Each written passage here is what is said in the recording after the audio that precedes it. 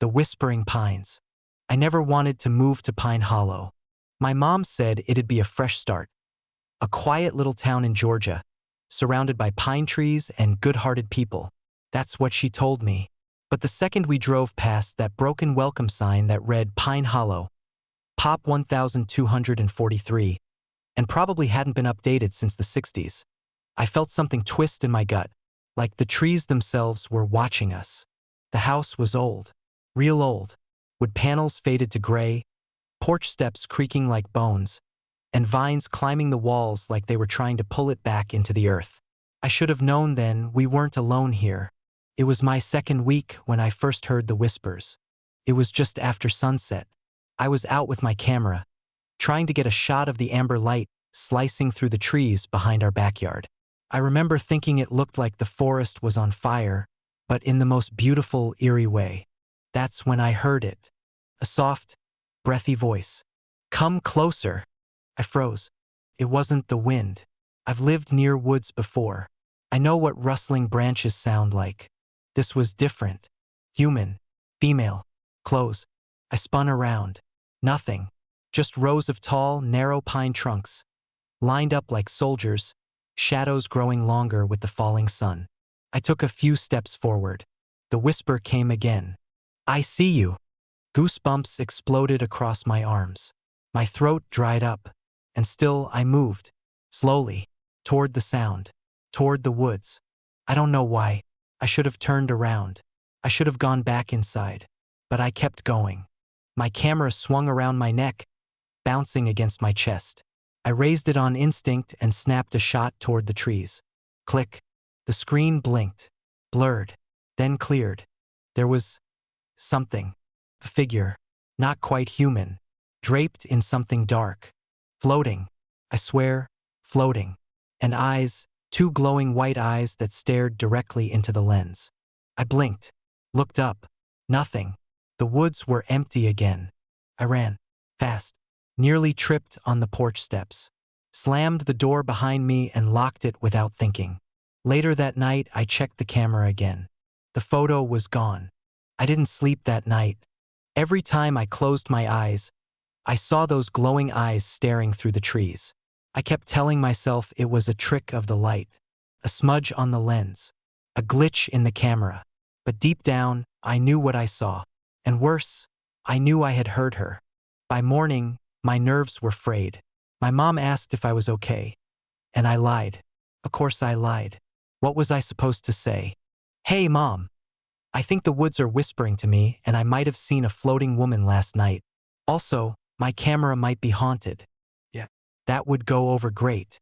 Instead, I grabbed my backpack and headed out for school. Pine Hollow High was small, maybe 200 students, tops. One long main hallway, rows of metal lockers, faded blue lockers and those flickering overhead lights that made the place feel more like a hospital than a school. The kind of place where whispers carried easily, where secrets felt like they stuck to the walls.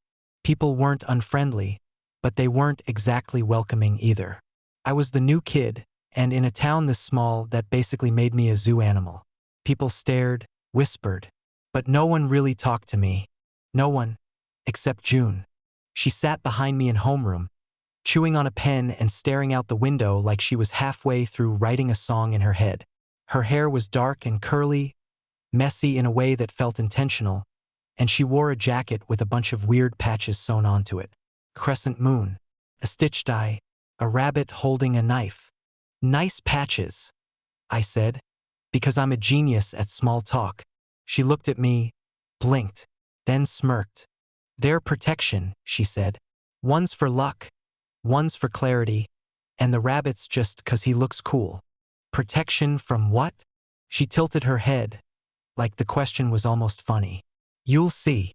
At lunch, she sat across from me like it was the most natural thing in the world.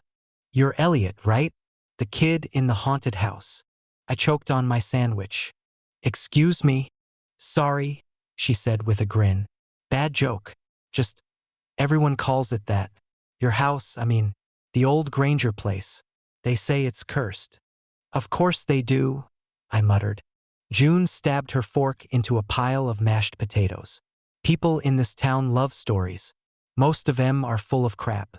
But sometimes, she paused, looked over her shoulder.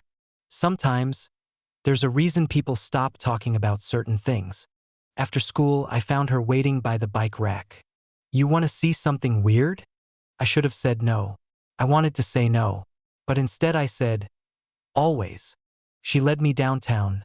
Not that it was far. Pine Hollow's downtown was basically a single street with a diner, a hardware store, a post office, and an abandoned theater with letters missing from the marquee.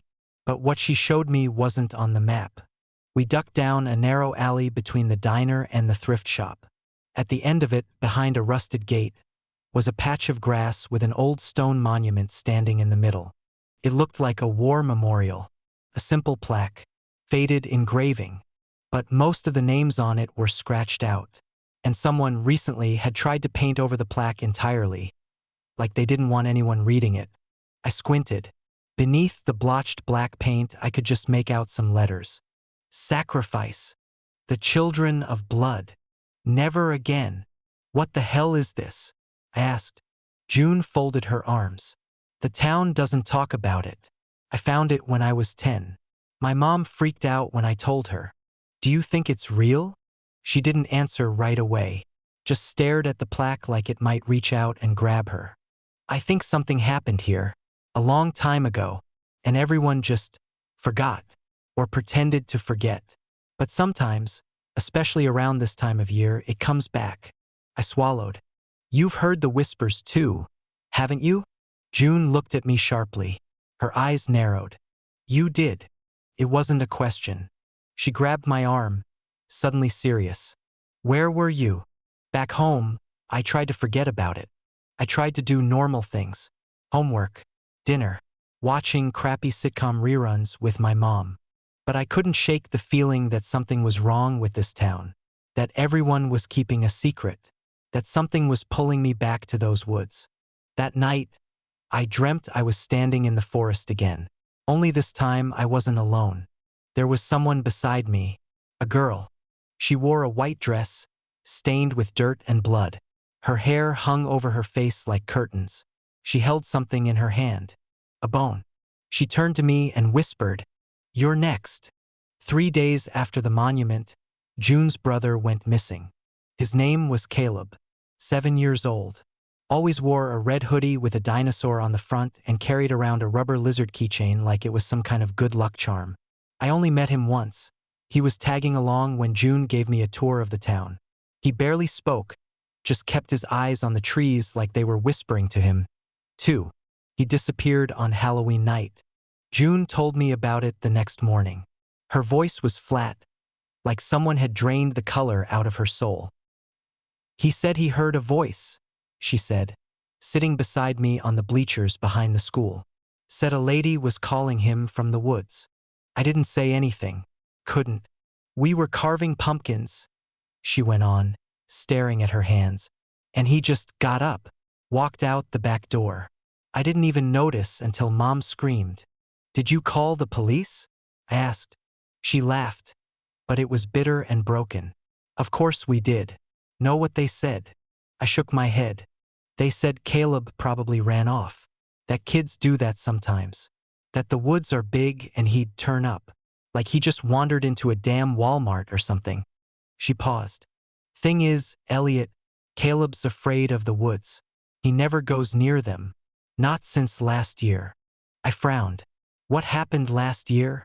June didn't answer right away. Then she said, quietly, he heard her back then too. That night I couldn't stay inside. My mom was working late. She picked up shifts at the hospital in the next town over, and the house felt too quiet. The kind of quiet that rings in your ears and makes you feel like something is watching. So I grabbed my flashlight and my camera and went back to the woods. I don't know what I was expecting. Closure? Evidence? A ghost caught on tape? What I found was worse. I reached the edge of the forest just as the sun was dying. The sky was a bruised purple, and the trees looked like black spears stabbing up from the earth. I stepped between them, careful, listening. Silence. No whispers. No wind. Just me and the crunch of dry pine needles underfoot. I don't know how far I walked. Maybe 5 minutes, maybe 50, but eventually, I reached a small clearing. In the center was a tree unlike any of the others. Thicker, twisted. Its bark scarred like claw marks ran up and down its trunk. And nailed to it was something strange. A doll. Old. Handmade. Its face drawn in red ink, eyes uneven. One arm missing. Its dress was stitched from faded fabric that looked like a child's nightgown. I stepped closer. The doll's mouth was sewn shut. A chill ran down my spine. That's when I noticed the carvings on the tree. Names: Ellen, Patrick, Sarah, Benny, Caleb. I staggered back. Caleb. My breath caught. My fingers went numb. I pulled out my phone, snapped a picture. The screen went black. I tried again. Nothing. Dead. I reached for my flashlight. It flickered. The woods suddenly felt tighter. Closer. Like the trees had moved while I wasn't looking. Like they were breathing. And then I heard it. Not a whisper. Not a voice. A lullaby. Soft. Off-key.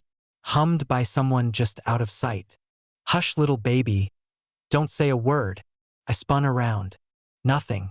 But the air, it felt wrong. Thick. Heavy with the smell of something sweet and rotting. I turned and ran. Didn't look back. Didn't breathe until I slammed the front door shut behind me and locked every deadbolt we had. When I told June, she didn't even flinch. Instead, she showed me something. An old shoebox. Inside were photographs, dozens of them, most black and white, all taken in or near the woods. And in nearly every one, there was a shadow. Not a person, a shape, a blur, a smear of something dark in the background. Sometimes in the trees, sometimes in the reflection of a window, sometimes staring from behind a child's shoulder. She pulled one photo from the stack and handed it to me. My heart nearly stopped. It was the photo I'd taken 3 nights ago, the one that disappeared. She had it. How? You're not the first one she's called, June said. And you won't be the last. After that night, I stopped sleeping. Every time I closed my eyes, I heard the lullaby again. Not in my dreams, in my ears. Like she was sitting right beside me, brushing my hair back with those long, bony fingers. I started keeping the lights on. Didn't help. Because it's not the dark that scares me now. It's the idea that she can follow you through the light. That she can stand in a sunbeam and still steal your soul. June came over the next afternoon. She didn't say much, just handed me a flashlight, a thermos full of coffee, and a knife. A knife? I asked. In case we find her. You think we can fight her? June looked me dead in the eye. No, but I'd rather stab a demon than just stand there and scream. We waited until dusk, then headed into the forest together. It was the first time I'd gone in with someone else. The trees didn't feel any less alive, but at least with June beside me, I didn't feel like I was already dead. We didn't talk much. The forest didn't like noise. It liked whispers. We found the twisted tree again, the one with the dolls and the carved names. There was a new one nailed to it. Another name added. Tommy. I didn't recognize it. June did. He was in my class last year. Moved away. She didn't elaborate. She didn't have to. They don't move away. They disappear. Behind the tree, half hidden in a tangle of roots, was something strange. A box. Wooden. Weather-worn. Its lid carved with strange symbols that looked like they belonged in a church, but not the kind with pews and stained glass. The kind with blood on the altar. Inside was a book. Leather-bound. Blackened by time. Pages swollen with moisture and mold. It wasn't just old. It was angry. I could feel it vibrating before I even touched it. June whispered, "Take it." I did. We brought the journal back to my house and opened it on the kitchen table. The writing was scratchy, ink blotched, like it had been written by candlelight in a storm. The first entry was dated October 29th, 1974. Mama says the forest is watching. She says if I hear her voice, I shouldn't answer. But I did. I answered. And now she won't stop talking to me. She says I'm special, that I have the blood, that the forest chose me. I felt June shift beside me. Keep reading, she said. So I did. October 31st. The boy is gone. Patrick. He went into the woods and didn't come back. They say it was an accident, that he fell into the ravine. But I know the truth. She took him. She needed him. Mama says I'm next. November 2nd. I tried to burn the journal. She screamed when I did. The fire went out by itself. She won't let me leave. She's in the trees. She's in my dreams. She's inside me now. My hands were shaking. The last page was smeared, like someone had been crying as they wrote it. The ink bled into the paper, turning the words into veins. But I could still make out the last line. If you're reading this, it means she wants you too. I closed the journal. The air in the room felt heavier. The lights flickered. My hands smelled like dirt and smoke, even though we hadn't burned anything. Then I noticed something I hadn't before. The back of the journal cover. A name carved deep into the leather. Ellen Granger. June looked up at me. That's your house, isn't it? I nodded. It was hers. We didn't talk after that. We just sat there listening, hoping we wouldn't hear her voice again. But we both knew it was too late, because she didn't just haunt the woods. She haunted us now. That night I had the dream again. Only this time, it wasn't a dream. It started the same. I was standing in the forest, the pine needles wet beneath my bare feet, the moon dripping silver between the branches. But I wasn't me. I was smaller, lighter. My hands were thinner. When I looked down, I saw a white dress stained with dried mud. I was her, Ellen Granger. And I remembered. There was fire in the sky. Someone was screaming in the distance. The trees were chanting, not whispering, but chanting, low and rhythmic, like a heartbeat buried in the dirt. Blood for root, blood for bark. One must go to keep the dark. I ran, heart pounding, toward a small wooden altar deep within the grove. Figures in cloaks stood in a circle, their faces hidden. One held a knife. Another held my brother. No, not mine. Ellen's.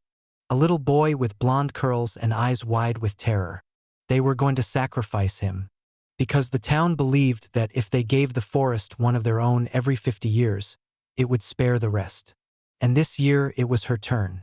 But Ellen refused. She screamed. She begged. And when no one listened, she did the unthinkable. She offered herself instead. I will be the gate, she said, blood dripping from her palms as she cut into her own skin. I will bind her. Through me, not through him. And the forest accepted. I woke up gasping. My sheets were soaked with sweat. My hands were trembling. And on my palms were two tiny, thin scars, like someone had cut into them with a ritual knife.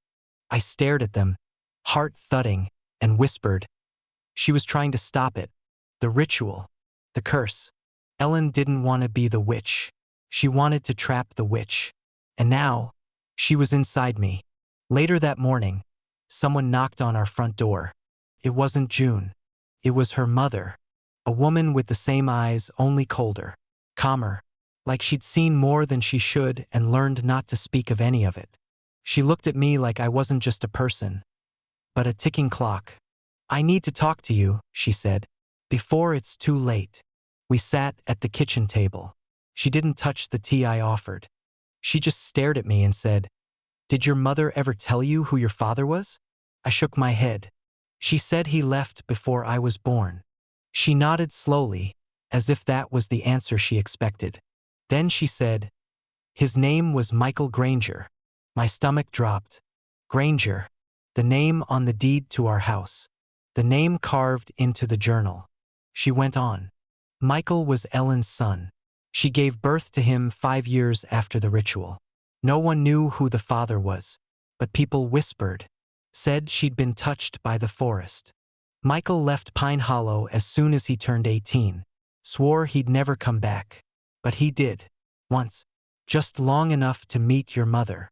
She reached into her coat and slid a photograph across the table. A group of people standing in front of the twisted tree. Ellen, Michael, and a baby. Me. You were born into the bloodline, Elliot. she said. And the forest never forgets. I wanted to scream, run, vomit, something, but I just sat there, frozen. What does it want from me? I asked. Her voice was steady, cold. To finish what Ellen started. That night, I didn't wait for the whispers. I walked into the forest on my own. The moon was high, the wind was still, and the woods were waiting. The clearing felt different this time. The altar was still there, but older, crumbling, overgrown. But I could feel her, not just in the trees. Inside me, I knelt before the altar. I took the journal. I opened it to the last page. And for the first time, there were new words being written. In real time, by my own hand. The blood ends with me. I will be the gatekeeper. No more names. The forest trembled. The air grew hot. A scream erupted from the branches. High and sharp, like a soul tearing in half. She appeared before me. The woman in black. The witch. The shadow. Only it was my face. Her voice hissed from everywhere. You are mine. And I whispered back. Not anymore. I plunged the journal into the altar. Caught fire instantly, white and cold like frostbite. The trees howled. The ground shook. And then, silence. The forest fell still. For the first time, it felt empty, dead. I woke up the next morning in my bed. The journal was gone. The scars were gone. The woods were quiet. Caleb was never found. But no more children disappeared. Not that year. Not after. And Pine Hollow began to forget again. But I didn't, because every time I look in the mirror, sometimes I still see her, smiling, just behind me.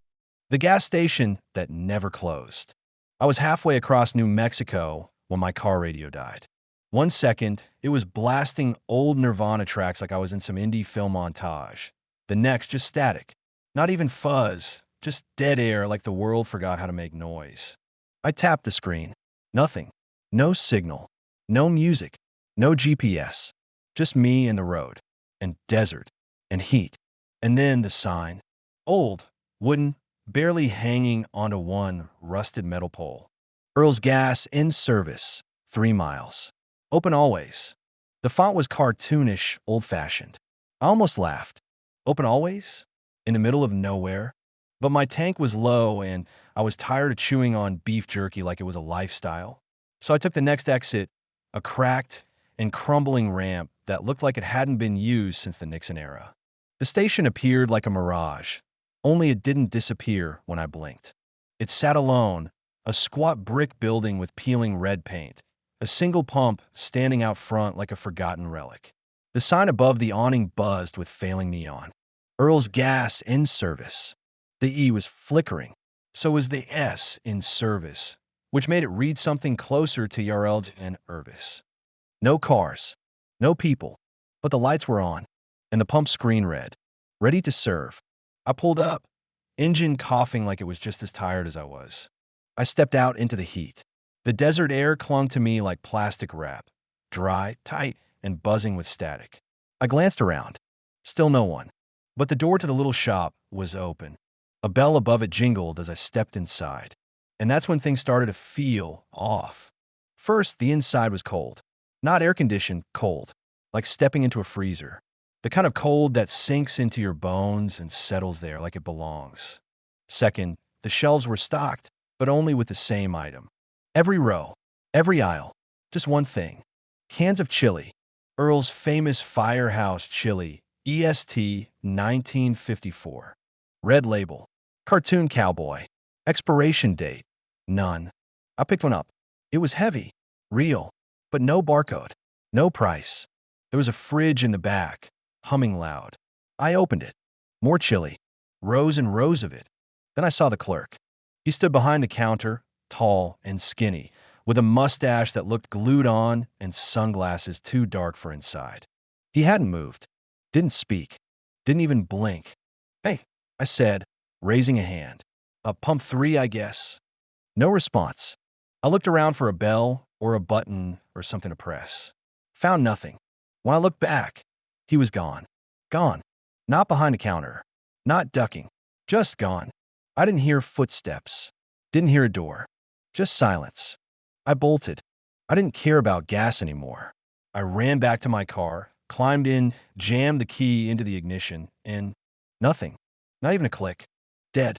Like the battery had been drained. I tried the lights. Nothing. Radio? Only one station worked. Not music. Not news.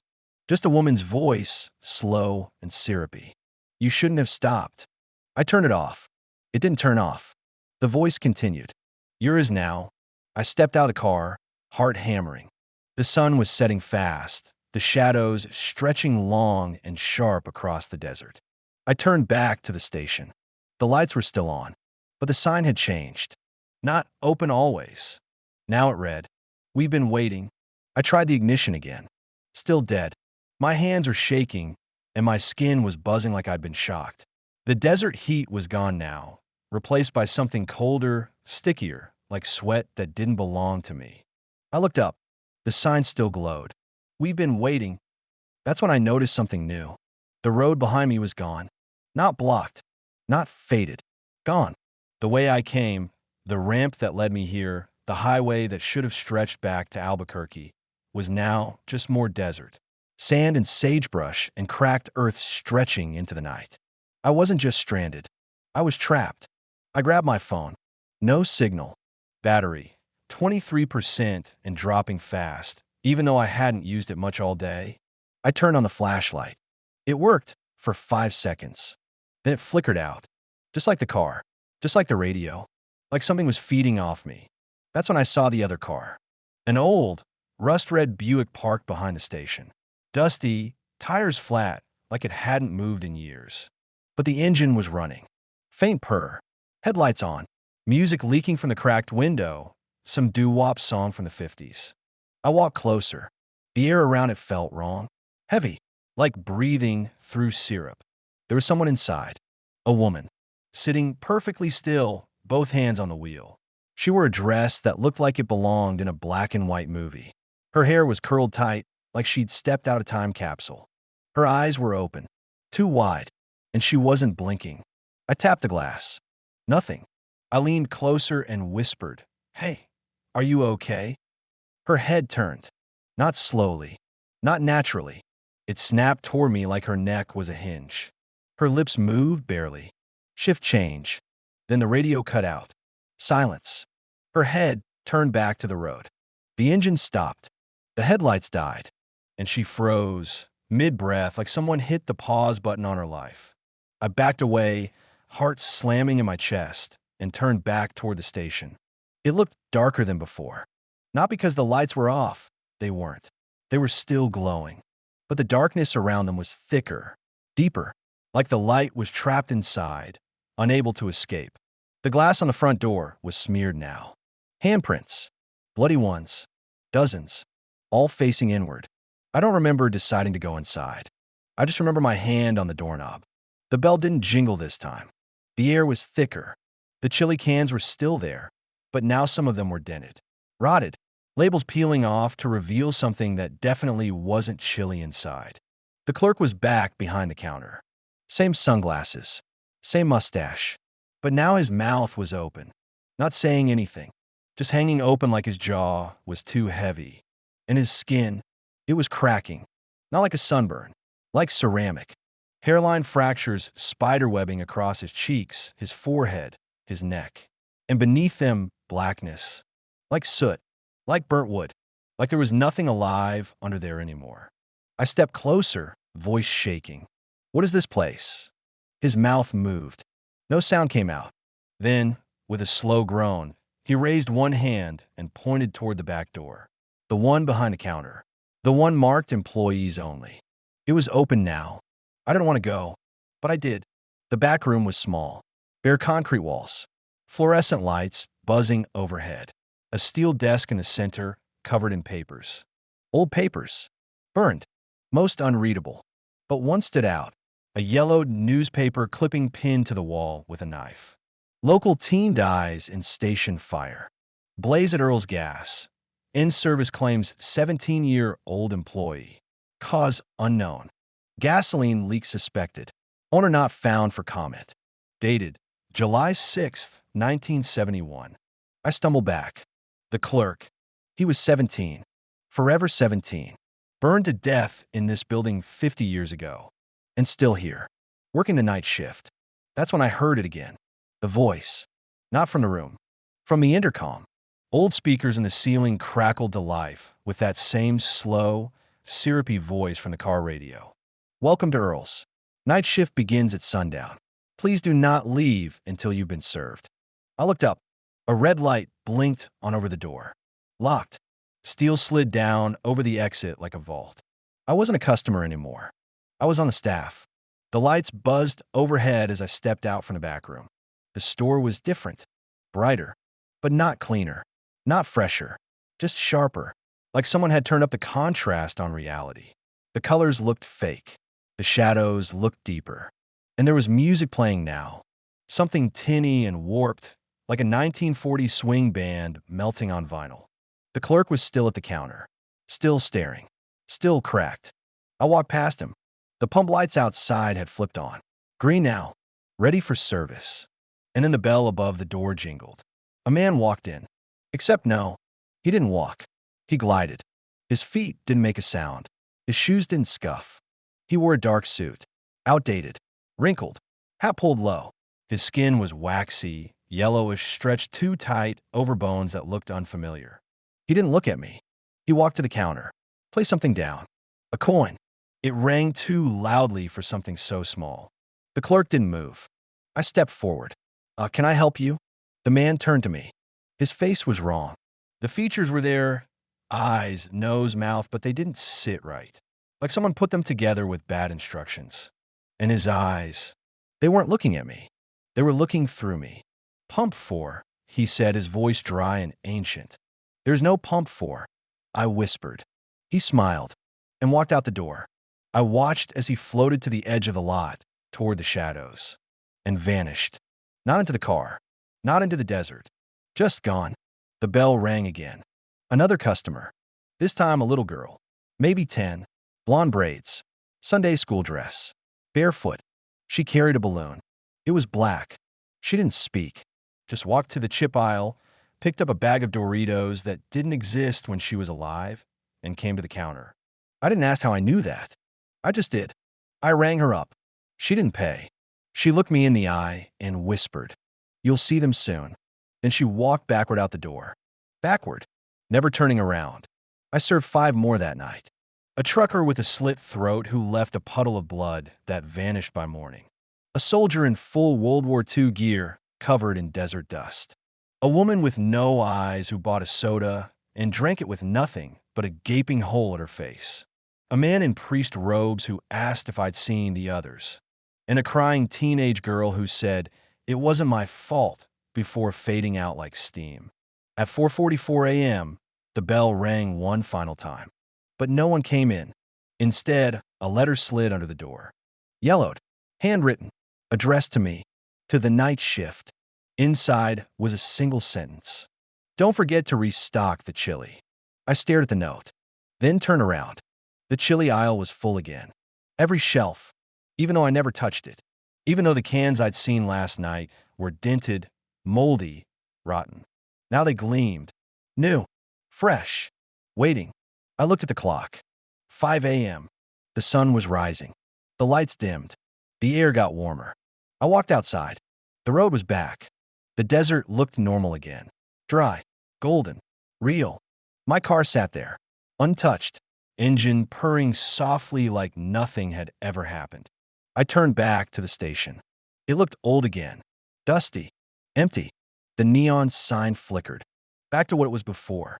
Open always. I got in the car. I left. But the worst part? I didn't want to. Somewhere deep in my gut, I felt like I was leaving home. Like I belonged behind that counter. Like I was supposed to stay. But I didn't. I drove. All the way to California. Changed my number. Tossed the phone. Tried to forget. I almost did. Until last night. My phone rang. No caller ID. I picked up. The voice on the other end? The little girl. "It's your turn again." I tried to forget. Really, I did. I changed coasts, changed jobs, changed my name. Stopped driving altogether for a while. Traded in my license for a bus pass. Didn't even look at gas stations when I passed them. Just kept my head down, prayed, hoped that whatever haunted that desert stretch forgot me too. And for 3 years, it worked. Until last Tuesday. I got home late. Long shift. Rain-soaked city streets. Broken umbrella. Classic. I dumped my wet coat on the floor and went straight to the fridge. There, right in the center, between the old mustard and a half-rotting orange, was a can of chili. Not just any can. Earl's famous Firehouse Chili EST 1954. My heart froze. I hadn't seen that label since New Mexico. Hadn't thought of that station in months. I hadn't bought that can. I lived alone. I threw it out immediately, slammed the lid, took the trash down to the curb. When I came back up, there were 3 more cans, lined up on my kitchen table. One was open, still steaming. That night, I didn't sleep. I packed everything, didn't tell anyone, left a note for my landlord, and just drove. First time in 3 years. Every highway sign I passed seemed to pull me west. Didn't matter which direction I turned. GPS rerouted me toward Route 66. My fuel gauge never dropped. My headlights never dimmed.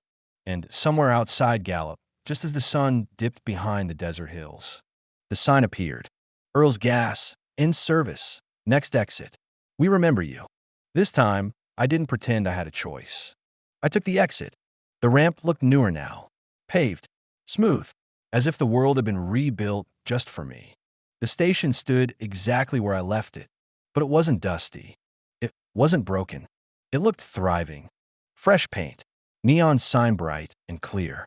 Earl's Gas, in service. Serving since 1954. There were cars at the pumps. Customers walking in and out. Smiling. Normal. Except, every single one of them had the same face. Mine. I staggered back. Bumped into the door. It opened for me. Bell jingled. Inside, the store was alive. Clean. Cold air hummed from overhead vents. Shelves stacked with snacks and drinks. And chili. Always the chili. I stepped to the counter. The clerk turned around. It was me. Same eyes. Same scar under the chin I got from a bike crash in 5th grade. He smiled. Glad you're back. Break's over. I ran. Out the door into the lot. But now there was no sky. No road. Just walls. Steel. Glass. Concrete. It wasn't a station anymore. It was a facility. I turned to go back in, but the building had changed. Now it was a hallway. Fluorescent lights. Linoleum floor. Office doors on both sides. A voice buzzed overhead from hidden speakers. Employee 2736, please report to orientation. My legs moved on their own. I found myself in a small office. Desk. Filing cabinet. Framed photo on the wall. It was me, wearing a red apron, holding a can of chili. Caption. Employee of the month, July 1971. I wasn't even born in 1971. The door behind me locked. The lights dimmed. A monitor on the desk blinked to life. My face stared back at me, but I was older. Dead-eyed. Mouth stitched shut. Caption below the video feed. Status. Inducted. Awaiting final task. A printer behind me coughed to life. One slip of paper. She wants to be served. No name. Just the instruction. I left the room and followed the hallway down a long curve. At the end was a door that looked older than everything else. Wooden. Warped. Black burn marks around the hinges. It opened before I touched it. Inside was a service window. Not for gas. Not for customers. For her. She sat in a chair, facing away. Pale hands folded neatly in her lap. Hair long and gray, touching the floor. Humming something off-key. She turned, and there was no face. Just a void. Black. Gaping. Endless. Her voice crawled into my brain, bypassing ears. You left your post. I dropped to my knees. I didn't know. I whispered. I didn't know. She rose. Towering. A dress made of receipts and shift schedules. The void where her face should have been open wider. And I saw them. All the others. All the employees. Their faces trapped inside that darkness. Screaming. Silent. Waiting for their turn to work. Then she touched my forehead. And I remembered. Everything. I've worked here before. Many times. Many names, many lives. I always try to leave. I always come back. Because the schedule never ends. And she's always hungry. I don't know how long I've been here. Days, weeks, or maybe I never really left. Maybe I've been working this shift since 1971. Just reborn, rebranded, recycled. The memories came back in pieces. Not all at once. Like flickering fluorescent lights in a basement hallway, each one snapping on with a sickening hum. I remember working the counter in bell-bottoms. I remember being a war veteran with one leg and a name tag that read Charles. I remember a red-headed girl with a black balloon whispering, "We all forget," until she lets us remember. And now I remember the system. It's not just a station. It's a machine. A machine built to trap people like me. The lost, the guilty, the drifters, the cursed. The ones no one would miss if they disappeared at mile marker 313. They don't need to hire anyone. They just wait for us to find it. Or maybe it finds us. There's a hidden hallway behind the freezer. I found it 2 days ago, or yesterday, or in 1983. Time's messy now. It leads underground. Concrete walls, endless steps, and at the bottom, a control room. The walls are covered in screens, grainy black and white footage from every corner of the store. And not just this store. Others. Hundreds. Thousands. All identical. All running night shifts. Each with a clerk behind the counter. Each with customers that aren't alive. Each with a new employee who doesn't realize they've been inducted until it's far, far too late. And above all the screens is a plaque. Earl's Gas, in service. Keep the line moving. EST 1954, eternity. I found a switch. It's labeled System Reset. I stared at it for hours. Could I shut down? Could I end the schedule? Could I finally clock out? But then I saw the sign. One of the monitors blinked to a new location. An empty highway somewhere in Arizona. A car just pulled in. The driver stepped out. She's maybe 20. Scared. Alone. She looks just like my sister. And the pump says, "Ready to serve." If I pull the switch, she never walks in. But the machine dies with me. Maybe with all of us. And maybe she wakes up, the one behind the glass. The faceless manager. I made my decision. I walked back to the service window. She was waiting. Still humming. Still empty. Still full of us. She tilted her head like a curious dog. I spoke quietly. No more shifts. And flipped the switch. Everything burned. Not with fire, with memory. The shelves collapsed into ash. The gas pumps exploded into dust. The lights didn't flicker, they screamed. The customers, all of them, stood still and began clapping in unison, their hands falling off as they did. The sound kept going. Clap, clap, clap, even as their limbs hit the floor. She screamed, not out loud, in me, her voice tearing through my skull, shrieking, "You were mine." I smiled. Not anymore. And then, darkness. I woke up on the side of the road. Back in my car. Engine running. Fuel tank full. My hands were clean. No scars. No apron. No chili. Just the horizon in front of me. And the desert stretching far, far behind. I drove. Didn't stop. Didn't speak. Didn't blink. Until I reached a small town in Utah. I pulled over. Walked into a diner. Ordered coffee. The waitress poured it, looked me in the eye, and said, "You made it out." I froze. She smiled. "Don't worry." I did too. She lifted her sleeve. Showed me the faint outline of a name tag scarred into her skin. Shift lead, it read. We didn't speak again. Just drank our coffee in silence. Two ghosts pretending to be real. But I still see it sometimes. When the sky is just right. When the lights flicker. When the radio buzzes with static before a song starts. The sign, Earl's Gas, in service, open always. But it's not for me anymore. It's waiting for someone else. Maybe you. Room 206. I should have slept in my car. I knew it the second the motel sign buzzed to life. Red Pine Motel, color TV vacancy, weekly rates.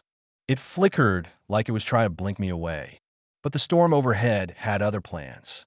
Lightning split the sky, and thunder shook the windows of my beat-up Jeep.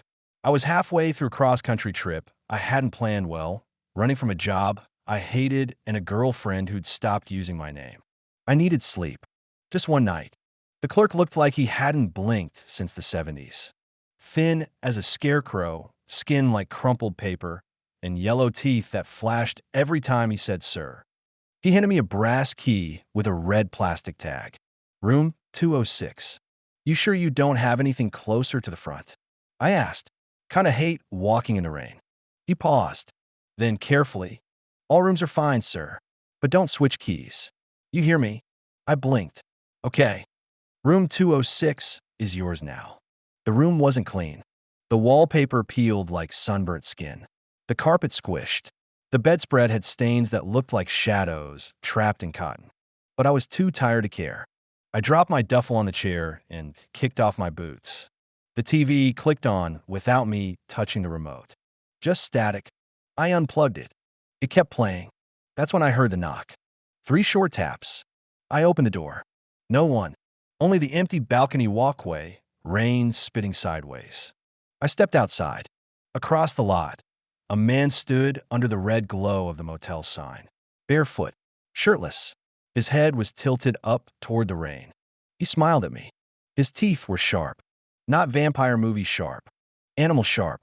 Then he vanished, like the storm swallowed him. I shut the door fast. Bolted it. The TV hissed louder. I turned and froze. There was someone in the bathroom mirror. Not me. Someone behind me. I didn't sleep. How could I? The man under the motel sign vanished into thin air.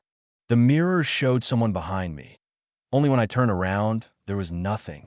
I told myself it was the drive, the storm, the static, my brain making ghosts out of exhaustion. I sat on the bed. The mattress pulsed beneath me. Not shifted, pulsed, like something was breathing under the fabric. I stood fast. The carpet squished louder this time, like I stepped into a wet sponge. I tried the door. Locked. The key turned, but the knob wouldn't budge. I yanked it, kicked it, cursed it. Nothing. No sound outside. No hallway. No other guests. Just thunder. And then, a knock. 3 soft taps. Same as before. I shouted, "Who's there?" Nothing. Then from the other side, we used to have room service. The voice was dry and close and not human. I backed away. The bathroom light flickered. The mirror glitched again, static across glass. Like the TV's fuzz had spread. And then the smell hit me. Copper. Mold. Meat left out too long. I peeked into the bathroom and screamed. The mirror wasn't reflecting me anymore. It was showing the room, but not how it was. How it had been. Dozens of people, sitting, lying, bleeding, crawling. All of them stuck in room 206. All of them staring into the mirror. All of them with bite marks on their necks. I stumbled back, and that's when I noticed the ceiling. The paint above the bed was cracked, peeling, and dripping. Blood? No. Thicker, blacker. It hissed where it hit the floor. I followed the drip with my eyes, until I saw her, upside down, sprawled across the ceiling, arched like a spider. Long hair hanging, mouth wide open, too wide, filled with teeth. She hissed. You checked in. She dropped. I rolled just in time. She landed on the bed like a corpse tossed from the sky. Her limbs snapped at wrong angles before she reassembled, and smiled. Her eyes were silver, reflective, like mirrors. You stayed, she purred. That means you're willing. Willing for what? To feed the house. She reached toward me, fingers long, wet. I grabbed the lamp and smashed it across her face. She shrieked, not in pain, but in delight. You'll be fun, she giggled, retreating backward on all fours like a crab, skittering up the wall and back onto the ceiling. Then she was gone. The door flew open behind me. Room 205's door. Someone was screaming. A man, begging. Don't let her in. Don't let her feed on me again. Then the sound of flesh ripping. And silence. I slammed my door shut again.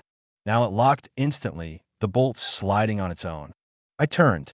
The TV came on again. This time it wasn't static. It was me, in room 206, from above, the same angle she'd watched me from. I unplugged the TV. The screen stayed on. I stopped trying to make sense of it. There was no leaving, no sleeping, only watching. The TV showed me angles of the room that shouldn't exist, top-down shots, under-the-bed perspectives, close-ups of my face twitching when I wasn't moving. And behind it all, that voice on loop.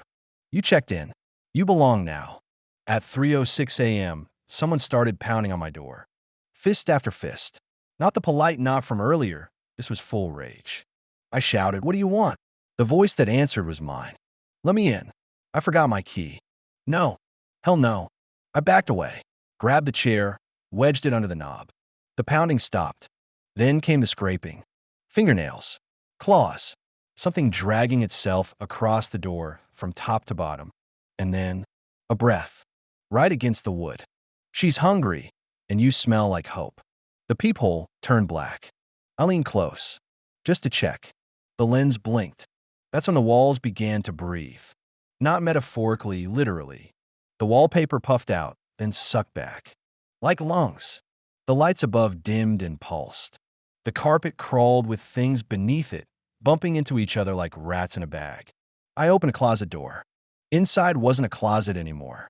It was stairs, spiraling downward, covered in red velvet. The kind found in theaters and caskets. I almost went in, but then the vent above the bathroom popped open, and she crawled in. Not the vampire woman. Someone else. Dirty, bleeding, wild-eyed. She slid halfway through the vent and whispered, "Don't let her bite you twice." I staggered back. "Who are you?" She stared at me like she couldn't believe I could talk. "I was in room 207. Last week. I thought I'd made it out. But if you stay too long..." She shivered. "She duplicates you. Bites you once to mark you. Bites you again, and you become part of the house." "You mean like her?" She shook her head, panicked. "No, like them." That's when the moaning started. Deep, slow, dragging. From outside the room, from below the floor, from inside the walls. Low, rotting, inhuman voices, all humming the same two words. "Room service." The door rattled again. Only this time it wasn't closed. It had opened itself. A figure stood there, wearing my face.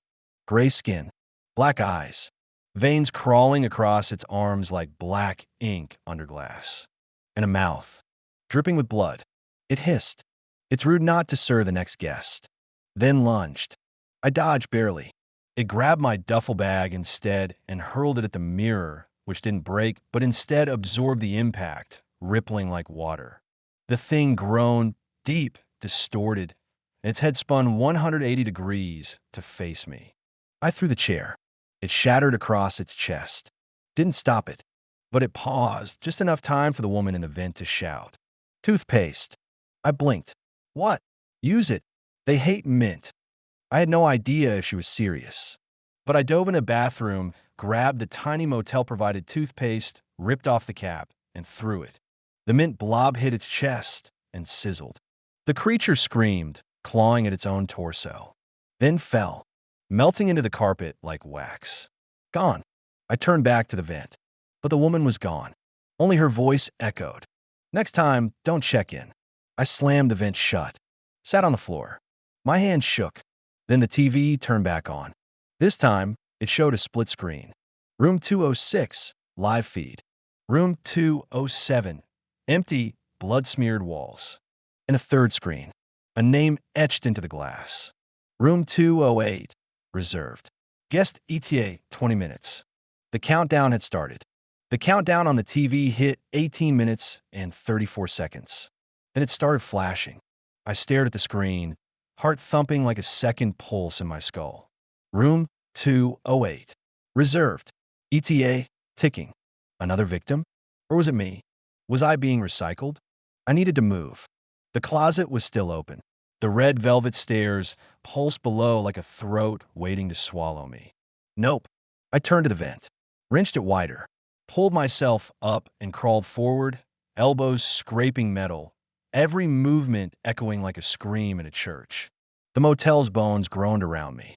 Somewhere in the dark ductwork, I heard whispers. "He's leaving. Tell her." One bite left. My fingers brushed something wet. Not slime. Not blood. A tooth. Still warm. I shoved it into my pocket and kept going. After what felt like hours or seconds, I dropped down into another room. Not room 207. Room 206. Same layout. Same stains. Same busted lamp. Except there were photos on the wall. Of me. Sleeping. Sitting. Screaming. In this exact room. And a note under each one. First bite, complete. Second bite, awaiting host consent. Consent? I never agreed to this. Unless I turned to the mirror. It didn't show me. It showed a younger version of me in this same room, talking to the clerk 3 years ago. I just need a place to sleep, I'd said. The clerk smiled. You just want to disappear, don't you? And I had nodded. I had agreed. Not to stay the night, but to vanish. And she had heard it. The mirror cracked. Something inside was trying to get out. I stumbled back as a hand burst through the glass, gripping the edge. Then came a face. Mine, but older. Bruised. Dead eyes. A mouth already marked by 2 puncture scars. Future me. He crawled out. Moved like something stiff with death, but kept alive by memory. I raised a broken chair leg like a stake. He didn't flinch. He only whispered, You can run, but you'll just check in again. I lunged. He caught my wrist. Too strong. Pushed me against the wall. I felt the bite coming. Not from him. From her. The ceiling split open. She descended like wet cloth, arms dangling, face twisted, mouth open. I screamed. I never agreed. But the TV in the corner played my voice on repeat. I just want to disappear. The first bite was on my neck. But shallow. A sample. This would be the second. The final. The one that turns you. I did the only thing I could. I reached into my pocket. Pulled out the tooth I found in the vent. It wasn't just a tooth. It pulsed in my hand. I shoved it into her mouth as she struck. Her eyes went wide. The wrong blood. She reeled back, shrieking. Smoke poured from her throat. The ceiling screamed. The walls peeled. The entire room buckled like it was being sucked inside itself. Then, silence. I woke up in the motel parking lot. Morning light. The Jeep. Running. Radio on. Playing that same old tune I couldn't name. I touched my neck. 2 scars. Faint, but real. The clerk stood by the office, smiling. You made it, he said. I didn't answer. Just stared. He held out a receipt. It read, Room 206, one night. Status. Pending. I tore it up. He laughed. You'll be back. I drove until my eyes burned. Until states blurred together. Until I couldn't tell if I was escaping or being led. But I never stayed in a room 206 again. Never checked in under my name. Never turned on motel TVs. And I always sleep in the car. Because even now, sometimes in the mirror, I still see her above me. Upside down. Smiling. Frozen hollow. The first thing they told me was, don't talk to anyone who casts no shadow. I thought it was a joke. One of those creepy small-town welcome rituals. You know the kind. Locals messing with outsiders, trying to keep tradition alive with a sprinkle of horror. So I laughed. No one else did. Frozen Hollow sits at the edge of nowhere, north of Prudhoe Bay, past the oil fields, up where roads stop being roads and start being suggestions. The town only appears on some maps, and even those spell it differently. I took the job because it paid well, and because I wanted to disappear for a while. Maybe forever. My assignment was simple. Overnight watch at the town's main supply depot. Nothing fancy, just checking inventory, keeping the pipes from freezing, logging any deliveries from the main road. They gave me a key, a parka, and a flashlight. No gun, no walkie-talkie. When I asked why, the man at the town office just stared at me for a beat too long and said, if something knocks, don't answer. We don't do rescue after dark. That first night, I sat alone in the metal building, surrounded by crates of canned food, gas heaters, and snowmobiles packed in plastic. It was cold, even inside. Colder than it should have been. The heater worked. The thermometer lied. Around 2:13 a.m., I heard it. Crunch, crunch, crunch. Footsteps in snow, just outside the big cargo doors. I stepped to the window. Saw nothing. But the footsteps continued. Crunching around the building. Not running. Not staggering. Pacing. I grabbed the flashlight. Clicked it on. Opened the side door. Shined the beam outside. Nothing. No one. No tracks. Just untouched snow under the aurora sky. I stepped out. Instant regret. The cold hit like a slap from a dead hand, dry, stinging deep. My breath froze in my nostrils. And then, the flashlight flickered. Once. Twice. Then died. I turned around to go back in. The door had closed. I hadn't heard it. It was locked. I was locked out. I banged on the door, cursed, kicked. No one came. I was alone. Or, I thought I was. Until I heard breathing behind me. Low. Slow. Too close. I turned. No one. But the snow beneath me was warm. And rising. Like something massive had been sleeping under it. Then the door clicked open behind me. Light spilled out. I dove inside, slammed it shut, bolted it, and waited. Nothing else happened that night. But when I checked the snow in the morning, there were no tracks, except mine, and one small print, a bare foot. The next morning, the townspeople were still. They moved like they were underwater, too smooth, too slow. No one blinked. Not once. Not the man refueling his snowmobile. Not the woman sweeping invisible dust off her porch. I waved at a kid in a red parka. He stared straight through me, like I was snow. I stopped by the diner. The waitress smiled. Too wide. Too long. Coffee, she asked. I nodded. Can I ask you something? She didn't blink. Of course. What's under the snow here? She froze. Not paused. Froze. Like a program stuck mid-loop. Then, suddenly, she moved again, smiling wider. Snow. Back at the depot, I explored deeper. Found a walk-in freezer I hadn't noticed before. Locked with a keypad. Something knocked from the other side. 3 soft wraps. Like knuckles against ice. I should have left then. I didn't. Night 3. The depot lights failed. Backup generator kicked in. But the freezer? Its keypad glowed green. Unlocked. I opened it. Frost exploded outward like breath from a corpse.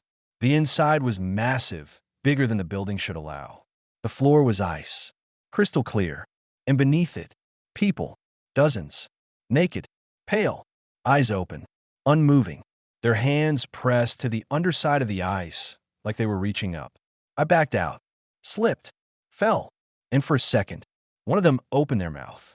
No sound. Just bubbles. Then silence. I never told anyone. Who would believe me? Night 6. I found a journal hidden behind the filing cabinet. It belonged to the previous night watch. His last entry. Day 18. They say it's only 30 nights, but it's not about time. It's about who stays awake. Don't fall asleep. They crawl in if you sleep too long. My reflection doesn't breathe anymore. I ran to the bathroom mirror. My breath fogged the glass. But my reflection's chest never moved. I smashed it. Under the glass, etched in frost, was a name. My name. Night 10. I stopped keeping track of time. The freezer opens by itself now. Every night, I hear whispering from the ice. Join us. The townspeople are fewer now. The same faces. Repeating motions. Groundhog Day with no sunrise. The aurora overhead flickers like fluorescent bulbs in a dying office. I asked the mayor what was happening. He smiled. We're the dream under the snow. What? You'll sleep with us soon. And when you do, someone new will wake up. Night 15. I fell asleep. Only for a second. When I woke, I was inside the ice. I could see the depot ceiling. Could hear my own voice echoing. I'm still here. I'm still. But my body wasn't there. Another man stood where I had been. Wearing my coat. My boots. My face. But smiling. And he blinked. I'm writing this now from a snowdrift half a mile from town. I broke the ice. Crawled out. I don't know how long I was under. My skin is cracked. My reflection still won't breathe. But I'm not him. Not yet. The thing in my body is back in Frozen Hollow, pretending to work the night shift. If you're reading this, don't go north. If the sun sets and doesn't rise, leave before the snow speaks your name. Buried in broad daylight. People think cemeteries are scary at night. They're wrong. The truly disturbing ones are the cemeteries where nothing bad happens after dark, because all the horror waits patiently for the daylight. I used to think I understood the rhythms of life and death. You die. Someone grieves. A body goes into the ground. End of story. That's how I ended up in the business, graveyard caretaker. Quiet job. Rural setting. Nobody to talk to. Nobody to answer to. Just dirt, grass, granite, and the dead. But then I got hired at St. Eulalia's Rest, a strange little cemetery on the outskirts of a town, so small it doesn't even show up on Google Maps. You take the back roads past a burned-out diner and an empty church with no roof, and eventually you'll see it. No gates, no sign, just a long, perfectly straight dirt path leading to a low green hill covered in gravestones. About 300 headstones, all immaculately clean, spaced with mathematical precision, like someone used a ruler and compass to bury the town's dead. I was told the job came with only 3 rules. 1. Never come before 11:45 a.m. 2. Be gone by 3:33 p.m., no matter what. 3. If a grave starts digging itself open, don't watch. Don't help. Don't call. Just keep walking. Asterisk, asterisk. The rules were given by a man named Victor Blaine. Looked like he hadn't slept since the Kennedy assassination. Pale, sharp-shouldered, were the kind of gray suit people usually get buried in. He handed me a little leather-bound handbook, empty except for the rules, written in red ink, said "Welcome aboard," and drove away in a 1970s hearse that rattled like a metal coffin. I should have walked away then, but I didn't, because the pay was stupid good, and honestly, I didn't care if the place was haunted, cursed, or built on an ancient mass grave. I needed quiet, solitude, a job where I could vanish from the noise of my old life. That's exactly what I got. At first, my first shift started on a Wednesday. Noon. The sunlight was harsh, the air unusually still. No birds, no wind. The silence didn't feel peaceful. It felt held in place, like the whole world was waiting for something to exhale. I walked the grounds slowly, counting stones, reading names. No one under 40. Most born in the early 1900s. A few Civil War-era markers too clean to be original. And not a single headstone was cracked, crooked, or weathered. I remember thinking that was weird. Cemeteries don't just maintain themselves. I didn't see sprinklers, irrigation, or a water hose anywhere. Yet the grass was perfect, like a golf course. No trash, no dead flowers, no waiting wreaths. Just rows of resting names under blazing sun. And the deeper I walked, the hotter it felt. Like the light itself was pressing down on me. Around 2:30, my watch buzzed. Just a reminder I'd set to make sure I always left by 3:33. I turned to head back to the caretaker's shed near the entrance when I noticed something wrong. Grave number 73, Sarah Bell, died 1962, was missing its soil. The grave hadn't been dug up. It was digging itself open. The grass peeled back like a blanket, curling at the edges. The dirt beneath twisted slowly, as if stirred by invisible fingers. I didn't hear anything. No box. No roots cracking. Just the whisper of dry grass parting. And then I remembered rule number 3.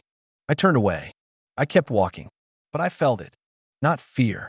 Not yet. It was awareness. Something under that soil had seen me. The next day, grave number 73 was pristine. Covered. Leveled. Undisturbed. No sign it had moved at all. I checked the logbook in the shed. It had entries dating back to 1908, all in the same handwriting. The last page had a short entry. Sarah Bell, Thursday, 2:48 p.m., brief stirring. No emergence. Resettled.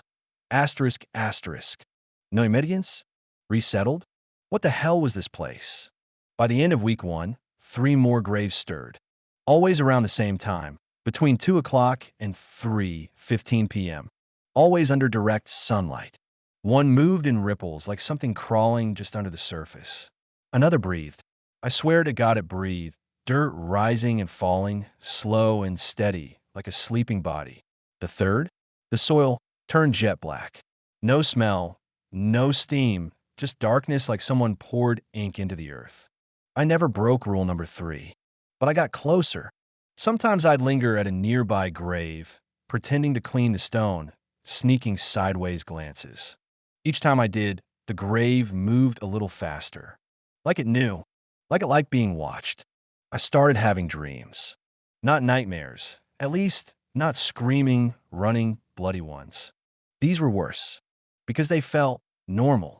I'd be standing under the noon sun at St. Eulalia's, watching the graves open. But instead of terror, I'd feel comfort, purpose, like I was part of the ritual, like I belonged. And in the dreams, they'd speak. Not with mouths, none of them had mouths, but with movement. Join us. You walk above, but your name is waiting. Lie down. Be counted. Asterisk, asterisk. On the 12th day, I made my first real mistake. It was a Sunday. I'd stayed too long, lost in the haze of heat and counting stones. At 3:35 p.m., the sun hit a strange angle, and every shadow in the cemetery vanished. All at once. Gone. I looked down. No shadow. Not even a faint outline. Then I heard something behind me. Shovels. Multiple. All striking dirt in sync. But I was alone. When I turned, the graves were still. Except one. A fresh one. With no headstone. No name. Just soft, loose soil. And a folded gray suit lying beside it. Same kind Victor wore. My phone buzzed. One message. From an unknown number. Get out. Before it knows you are still moving. Asterisk, asterisk. I ran. Didn't even lock the shed. I just drove. Didn't stop until I saw birds again. Didn't speak until I tasted dust in my teeth. I took a day off. Told myself I was imagining things. Told myself it was heat stroke, hallucination, cemetery psychosis. But then I got a letter. Mailed with no return address. Handwritten. Inside was a single Polaroid. Me. Standing over the open grave. No expression. No shadow. And my hand was holding a shovel. I didn't sleep that night. I kept thinking about the photo, how it captured me from an impossible angle, like someone had been standing directly behind me. But there'd been no one else. I knew that. And yet, the photo was real. The dirt on my boots in the image matched the exact stain on my floor. My shirt was wrinkled the same way.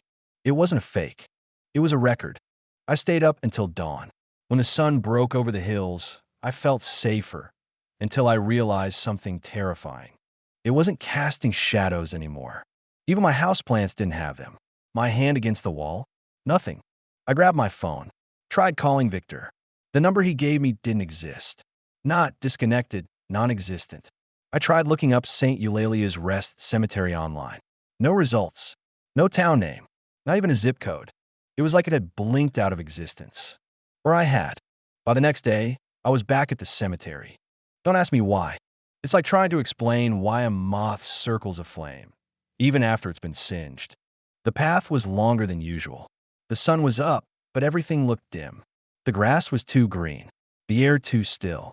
When I arrived, the shed was gone. Not locked. Not vandalized. Just gone, like it had never been there. I found a new structure in its place. A tall, gray obelisk, shaped like a tombstone stretched too long. There are no words on it, just my reflection. Still no shadow. But my reflection smiled. I didn't. I started counting graves again. It calmed me, gave me something measurable, something finite. When I reached the end, I found grave number 310. There had only been 300 when I started. Grave number 310 had no name, no dates, just a phrase etched into the stone.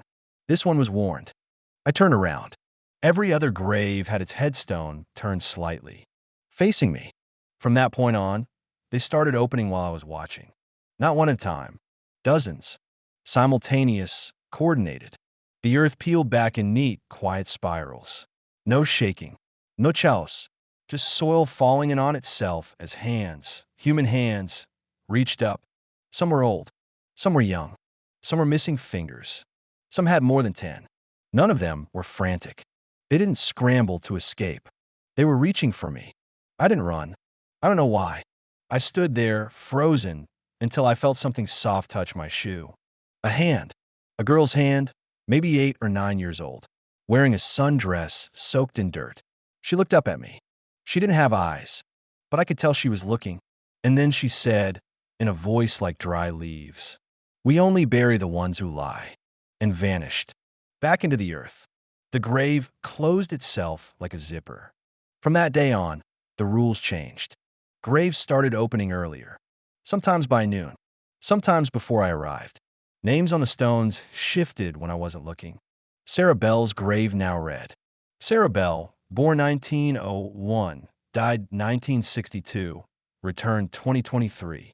My name appeared 3 rows down, then disappeared, then came back with a different middle name. One afternoon, I tried filming it. Set up my phone on a tripod. Let it run for the full shift. When I checked the footage, 6 hours of black screen, except for the last 10 seconds. Me, standing still, covered in soil, smiling, holding a phone, before walking off camera. I should have quit, but by then, I think I couldn't. It's not that I was being watched. It's that I was being kept. The final straw came on day 33. An unmarked coffin was sitting in the center of the cemetery, lid slightly open. Inside was me, not rotting, not breathing, just there, eyes closed. A paper tag on my toe read, "Caretaker, approved for intake." That day, the sky was brighter than usual, the sun directly overhead. But when I looked down, I cast a shadow, the only one in the whole cemetery. And it waved at me. The shadow waved again, slow, deliberate, as if to say, "We've been patient long enough." I stepped back, heart hammering. The shadow didn't follow. It stayed in place, still waving, even as I moved further away. And then it did something impossible. It smiled. The shadow smiled. I bolted. Through the rows of graves, through the thickening heat, past the stones now engraved with names I hadn't read in weeks. The rows had reshuffled. Alphabetical order meant nothing. It was like the whole graveyard was realigning itself. To my rhythm, to my breath, to me. I reached the entrance, only to find it gone. No path, no dirt road, just more grass, more graves, more sunlight. That's when I realized the cemetery had folded. It didn't stretch out across land. It spiraled around me, a maze with me at the center. And the deeper I ran, the tighter it twisted, until I found myself back at the unmarked coffin, now closed, with dirt piled halfway over it, shovel stuck neatly beside it, and a headstone already carved. "Here lies the one who watched too long. May the sunlight keep him still." I fell to my knees. I didn't cry, didn't scream, just stare at my name, at the final date, today's date. That was 3 weeks ago. I'm not sure how I'm writing this. I don't remember leaving, don't remember the road. But every time I look away from this screen, I see rows of names just outside my window. Sometimes they shift. Sometimes one disappears. And sometimes I hear dirt moving, quietly, patiently, like something is waiting. Maybe it's already under my floor. Maybe I never left. Maybe I'm still lying in that unmarked coffin, buried in broad daylight. And all of this is just my last thought. One long breath before I forget who I was. Before the sun burns away what's left of me. Before I become one of them. The thing that whispers below. I never believed in God. Not really. But after working 6 months in the belly of the ocean, I started to believe in something. Not God exactly. Just something older. Something deeper. Something that watches, not out of love or judgment, but out of the simple fact that it's awake. Aware. Curious. And very, very hungry. I was stationed on OSP-9, short for Oceanic Survey Platform 9, a deep-sea observation base located 427 meters beneath the Pacific surface, somewhere between Guam and nowhere. Officially, we were tasked with monitoring tectonic activity and marine life migration patterns. Unofficially, it was a dumping ground for the too quiet, too smart, or too broken. I fell into the third category. After my incident in Alaska, I stopped sleeping properly, stopped eating, started muttering things I didn't remember saying. The agency gave me a choice, resignation or reassignment. And when I saw the posting for OSP-9, something in me whispered go. Not in my head, not from voice. It came from somewhere deeper, somewhere below. I should have known then. There were 6 of us. Dr. Weiss, lead biologist, and the closest thing we had to God down there. Stern, skeptical, eyes like ice. Manny, tech engineer, always humming, always chewing gum, never stopped shaking his leg. Keller, ex-Navy, built like a rock, barely spoke unless someone was bleeding. Naomi, communications officer, claustrophobic, which made her choice of job borderline suicidal. Jean, hydroacoustic specialist, wore headphones everywhere, claimed he could hear the world breathing. And me, just Carter. I was the logistics officer. Food, air, waste. I kept things flowing. The station itself was like a coffin welded to a submarine. Steel walls, recycled air, blinking lights, and the constant groaning of the deep pressing against the hull. Outside, nothing but black. Inside, the illusion of purpose. Everything was fine until day 46. That's when the hum started. It was faint at first. A low vibration, like a fridge motor, but deeper. Felt more than heard. You didn't notice it until you stopped moving. Then suddenly your teeth buzzed. Your ribs trembled. Keller noticed it first. Feels like something's breathing down here, he muttered during lunch. Dr. Weiss laughed. We're 400 meters under 1,000,000 tons of water. That's just pressure differentials across the bulkhead. But it wasn't pressure. It got stronger at night. Always at night. And then it started whispering. Not voices. Not in English. Not in anything you could pin down. It was like wet syllables sliding across your brain. Like someone humming backwards through a tunnel. Naomi was the first to crack. I found her sitting in the comms bay at 3:17 a.m., staring at the sonar screen, eyes wide. They're tapping, she said. Ooh, she pointed to the screen. A blip. Just one. Not moving. Sitting exactly 100 meters off the southern pylon. Fish don't tap, she whispered. But this one does. I took the headset. Listened. And I heard it. A knock. Then another. Then 3. Fast and light like fingernails on the other side of a wall. I ripped the headset off and said it was feedback. Naomi didn't sleep after that. 2 days later, Jean stopped eating. Just stood at the window every hour, staring into the dark. I saw it blink, he said. What blink? The ocean. Weiss sedated him. Keller locked the windows. But that night, when I passed the observation bay, I heard the sound again. Knocking. This time from the inside of the glass. I didn't sleep that night. Not because I was scared. Not then.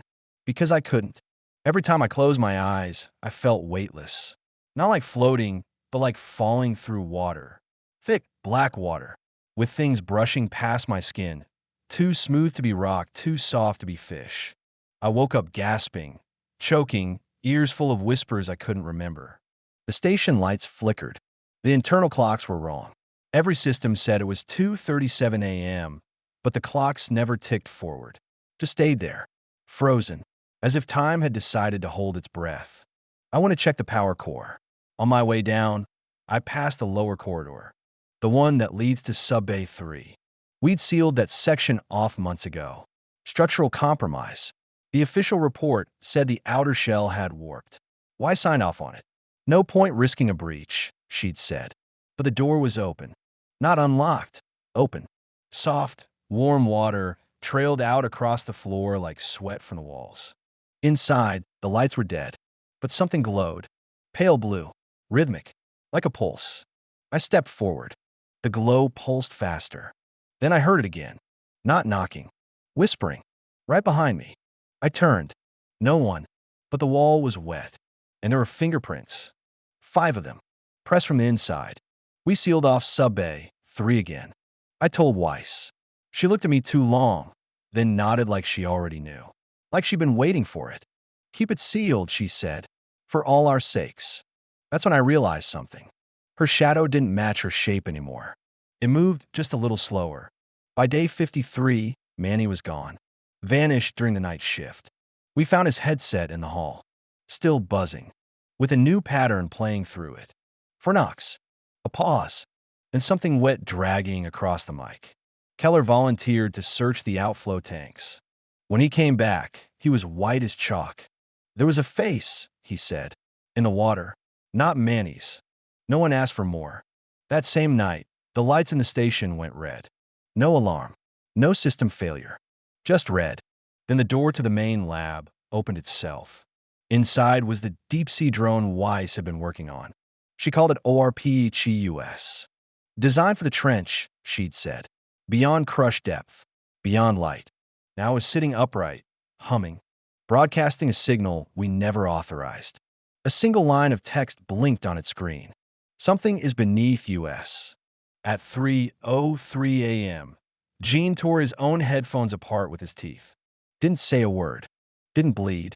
Just stared at the floor. He died 10 hours later. But the body didn't rot. It just stayed, smiling. And when we locked it in the freezer bay, it kept smiling. The pressure readings outside the station began to fluctuate.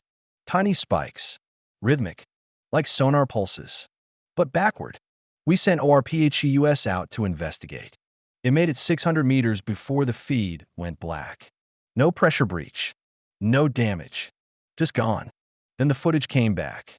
One frame, a single image, a shape, no scale, no edges, just something massive, covered in teeth, covered in eyes, and behind it, darkness so black it swallowed light. Weiss stared at it and whispered. We woke it. I asked Weiss what she meant. She didn't answer.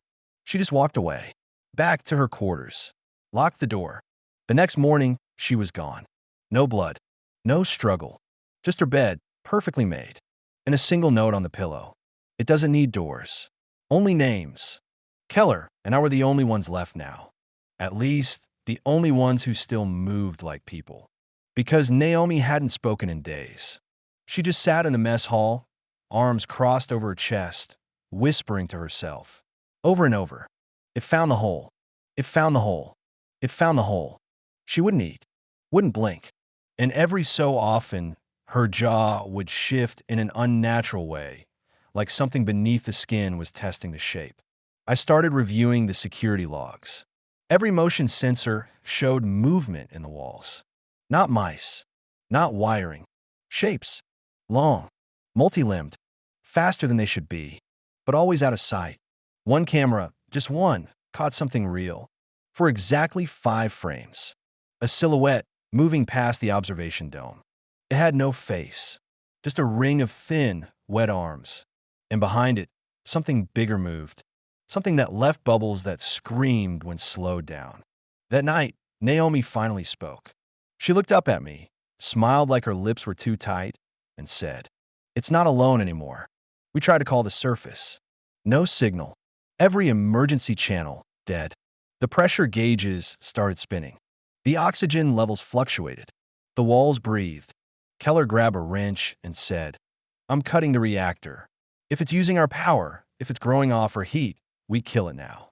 I watched him walk down the maintenance shaft. He never came back, but the lights flickered, then stabilized. For exactly 3 minutes, the station was calm, silent. I thought maybe it worked. Then Naomi screamed. I ran to the observation deck. She was standing there, eyes wide. Her voice was wet when she spoke. "It's looking back now." I turned to the glass, and there it was. Not a body, not a creature, an idea, too big to see all at once. It filled the ocean like a cathedral. It wasn't swimming. It was settled, and the station sat on its skin, on its eye, on the thinnest part of its mind. And it was waking up. I stumbled back from the window. The thing outside didn't move in a way I could understand. It didn't swim, didn't shift. It simply changed like a shape turning inside out behind my eyes. Naomi collapsed behind me. Her mouth opened, but no sound came out. Just salt water, not spit, not blood, pure, briny seawater spilling out of her lungs. She drowned on dry steel, but her chest kept rising and falling. Something was trying her on. I locked myself in the maintenance closet, only place with no viewports, no screens, just cold steel and the hum of dying lights. That's where I stayed for what felt like a week. No clocks worked anymore. The air felt thinner every hour. I wrote on the walls with a grease pencil just to keep track of thoughts. Most of it doesn't make sense anymore. Just symbols, loops, things I don't remember drawing. I started dreaming while awake. Heard voices in the pipes. They didn't say words, they spoke recognition. They knew me. They were learning my shape.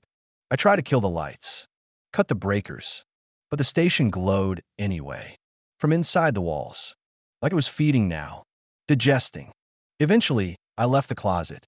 I don't remember why. Maybe it called me. Maybe I gave up. The hallways were full of water now. Not flooded, just wet. Beads forming where they shouldn't. Surfaces dripping upward. Naomi's body was gone, but the whisper was louder. It wasn't in my ears anymore.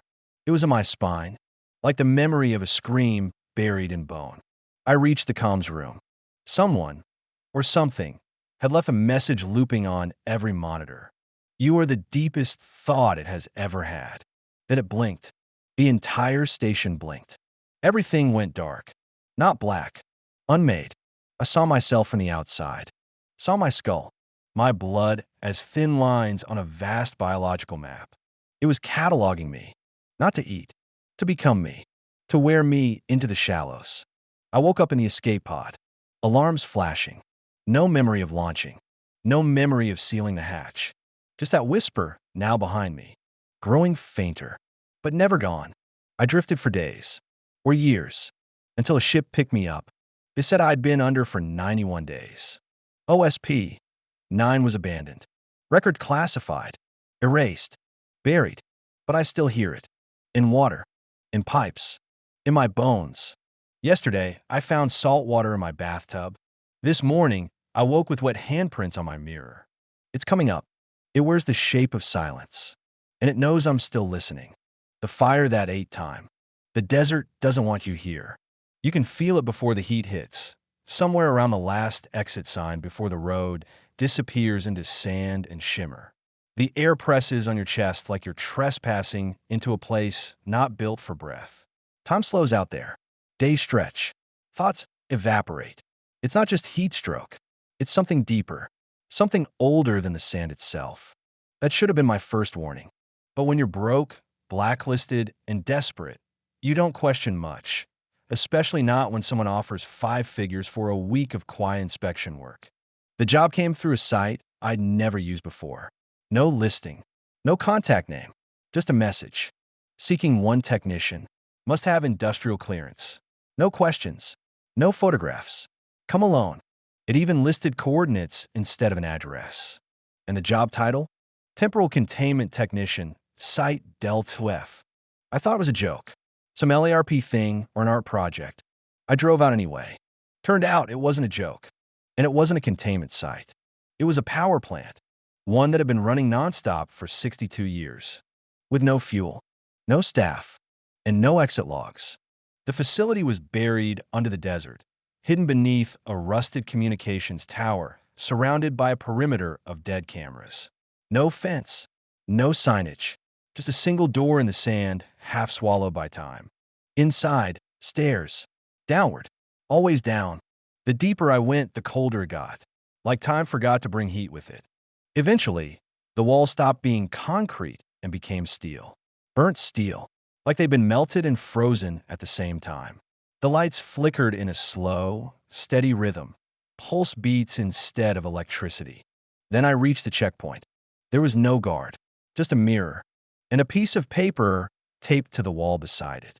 If your reflection blinks before you do, turn back. I stared at the mirror. My reflection stared back. It didn't blink. Neither did I.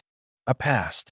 The main control chamber of Site Delta F was massive, like a cathedral built by machines. At the center stood a generator the size of a school bus, surrounded by empty chairs and control panels lined with switches that had no labels. One panel showed a dial. It didn't measure volts, or pressure, or temperature. It measured delta T. Delta T. Time change.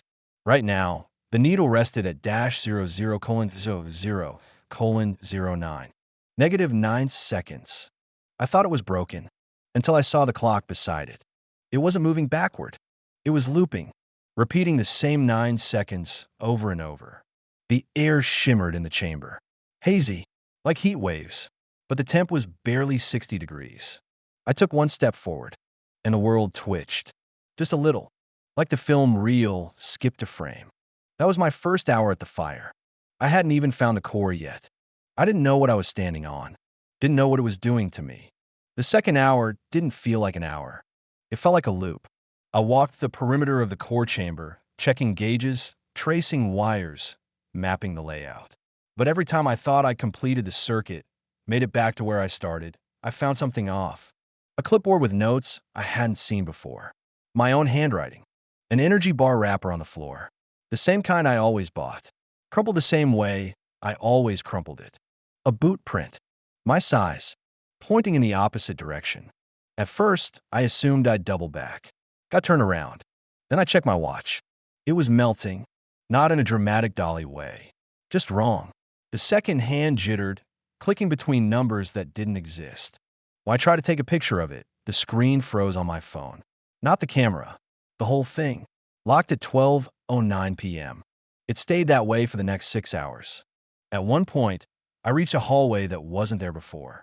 Smooth walls. No lights. Just a dim glow coming from ahead. Orange, pulsing. The fire. I thought it was a furnace. It wasn't. It was a room. And in the center of it, floating above the floor, was something I still don't know how to describe. It looked like a turbine made of bone. It pulsed like a lung. It spun like a gyroscope. And around it, hovering, spinning in impossible patterns, were seconds. I don't mean clocks. I mean moments. Actual pieces of time. I saw myself walking in before I'd entered. I saw myself standing behind myself, watching. I saw someone else in my clothes, laughing. When I blinked, it was just fire again. Pale blue fire. Burning nothing. Consuming everything. And the longer I looked, the more I remembered things that hadn't happened yet. I backed away, ran, or tried to, but the hallway behind me wasn't there anymore. Only a corridor lined with doors. Each door had a number. Each number was a year. Some were familiar. 1983, 1996, 2024. Others were wrong. 131. Minus 12. Infinity. Behind the door marked 2042, I heard my own voice screaming. Behind the one labeled minus 12, something whispered. He burned through 6 versions before you. I picked none. I ran back toward the core and found a control room full of people. 6 of them. All me. One was bleeding from the eyes. One was coughing sand. One stared at the corner, whispering numbers. One looked up and smiled. "About time," he said. And then they vanished. My nose was bleeding. My legs ached. But the Delta T dial now read -00:03:47. We were losing time. Not in chunks. In cycles. The generator wasn't producing power. It was producing erasures. I don't remember falling asleep. But I remember waking up. Flat on the floor, throat dry, hands shaking. My watch was gone. My bag gone. Even the note I'd written on my arm with a Sharpie, "Get out by sunset," had faded like a memory I never made. The walls were changing. Not the shape. The material. Where there was once steel, there was now something like fibers. Like burnt muscle. Every panel pulsed gently, as if breathing. I pressed my hand against one. Warm. Wet. The wall whispered. 316. I checked the terminal. The Delta T dial read -01:29:02. An hour and a half of what? Burned? Deleted? Traded? I had to get out. But the door was no longer a door. Just a rectangular outline, shimmering. When I stepped through it, I was in my apartment. But not really. It looked like my apartment. Same furniture. Same ugly couch. Same flickering bulb in the kitchen. Except it was missing things. No mirrors. No clocks. No pictures. And the window showed nothing. Not darkness. Just absence. Like the world hadn't loaded that far yet. Then I saw me again. Not a reflection. Not a hallucination. Another me. Standing in the kitchen, drinking coffee. He looked up. Smiled. "You made it back early," he said. I backed away. Hit the door. It was steel again. OSP9. The hallway reappeared around me. I wasn't home. I was beneath it again. I found the exit hatch. Sealed.